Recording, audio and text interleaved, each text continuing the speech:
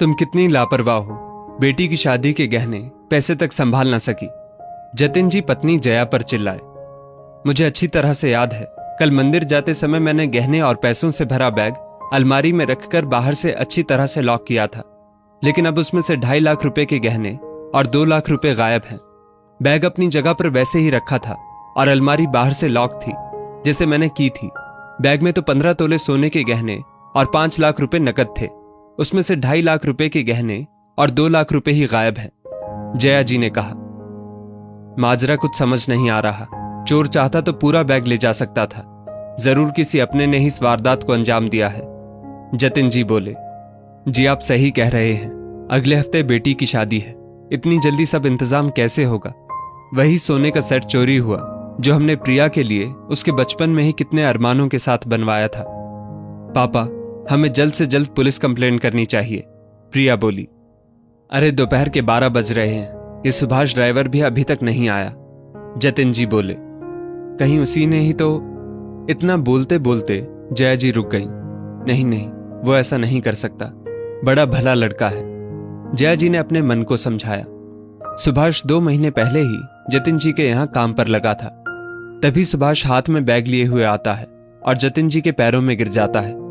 साहब, मुझे माफ कर दीजिए, मैंने ही जेवर और पैसे चुराए हैं। वो उठकर जेवर और पैसों से भरा बैग जया जी को देते हुए कहता है, मैंने आप लोगों का भरोसा तोड़ा है, इसकी सजा मुझे मिल गई। मेरी बड़ी बहन का नया संसार बसने से पहले ही उजड़ गया। जया जी ने तुरंत बैग खोला, उसमें गहने और पैसे पूरे के पूरे थे। जतिन जी ने सुभाष का गिरेबान पकड़ते हुए कहा, तुम्हारी हिम्मत कैसे हुई मेरे घर में चोरी करने की। तुम पर कितना भरोसा किया था और तुमने इस भरोसे का ये सिला दिया।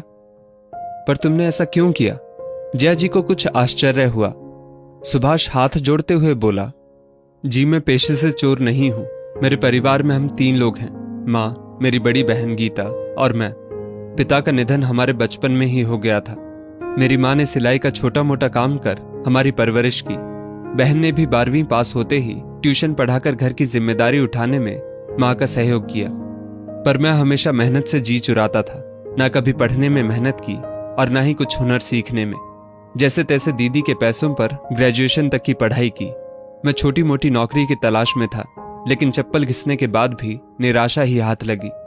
मेरी बहन घर की जिम्मेदारी उठाते उठाते 27 बरस की हो चुकी थी। उसकी आंखों में शादी को लेकर सजने वाले सपने मुझे साफ दिखाई देते, लेकिन घर की आर्थिक स्थिति के चलते, या यूं कहिए मेरे निठल्ले बैठने के कारण, वो चुप रह जाती। 2-4 रिश्ते भी आए, लेकिन हम शादी करने की आर्थिक स्थिति में नहीं थे। बेटी की शादी ना होने से माँ भी दुखी रहने लगी। इसी बीच मैंने अपने दोस्त के कहने पर ड्राइविंग सीख ली। उसी ने मुझे बताया कि आपको ड्राइवर की जरूरत है।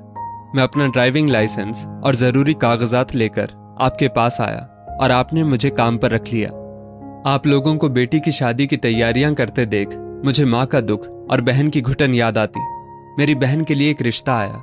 लड़के वालों ने 5 तोला सोना और बाइक, फ्रिज, टीवी की डिमांड की। लड़के वालों का कहना था उनका बेटा किसी कंपनी में सुपरवाइजर है और तुम्हारी बहन भी देखने सुनने में कोई खास नहीं है, इसलिए इतना दहेज तो देना ही होगा। मैंने अपनी माँ से कहा, शादी के लिए रुपये गहनों का इंतजाम मैं कर लूंगा, आप रिश्ता तय कर लीजिए। उन्होंने भी खुशी खुशी में पूछना जरूरी नहीं समझा कि ये सब कैसे होगा। बहन को खुश देखकर पहली बार मुझे अच्छा लग रहा था। मुझे अपनी जिम्मेदारियों का एहसास हो रहा था। मैंने आपके घर की अलमारी की डुप्लीकेट चाबी का इंतजाम कर लिया।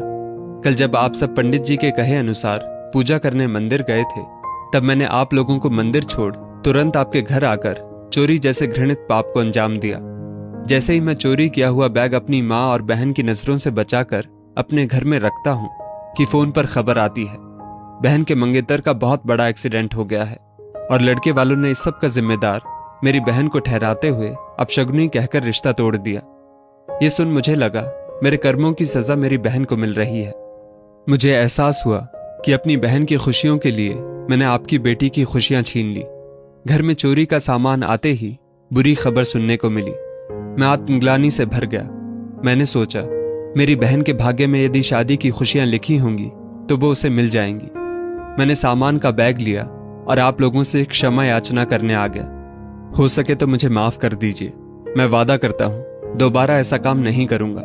और मेरी पुलिस कंप्लेंट भी मत कीजिए, क्योंकि मेरे जेल जाने के बाद माँ और बहन की जिंदगी बर्बाद हो जाएगी। मैं वादा करता हूँ दोबारा ऐसा अपराध नहीं करूंगा। सुभाष घुटनों के बल बैठ गिड़गिड़ाते हुए बोला। जतिन जी उसे उठाते हुए कहते हैं, चोरी का परिणाम सदैव कष्टदायक ही होता है। तुम में अभी थोड़ी इंसानियत बाकी है, इसे मरने मत देना। मैं तुम्हें नौकरी से भी नहीं निकालूंगा और पुलिस कंप्लेंट भी नहीं करूंगा, लेकिन एक शर्त पर कि तुम पूरी ईमानदारी से अपना काम करोगे और ऐसा काम कभी नहीं करोगे। दोस्तों, कभी किसी की मेहनत की कमाई मत चुराओ, तभी आप सुकून से जी सकोगे। इस स्टोरी को लेकर आपकी क्या राय है, नीचे कमेंट करके जरूर बताइएगा। और ऐसी ही और भी बेहतरीन वीडियोस के लिए हमारा पेज जरूर फॉलो करें। धन्यवाद।